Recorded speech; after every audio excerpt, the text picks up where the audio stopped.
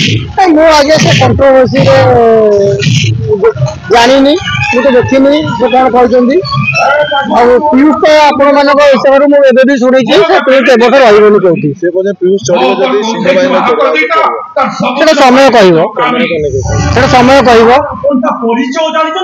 ଯେପର୍ଯ୍ୟନ୍ତ ସେ ସମୟ ଆସିନି ସେ ବିଷୟରେ ମୋର କିଛି ଷ୍ଟେଟମେଣ୍ଟ ଦେବା ଠିକ ହବ।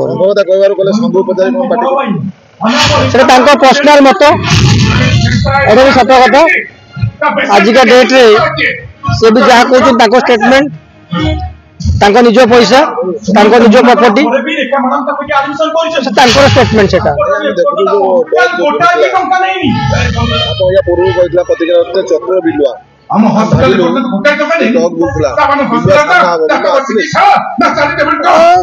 ଦେଖନ୍ତୁ ଆଜି ଗୋଟେ ବହୁତ ଭଲ ଦିନ।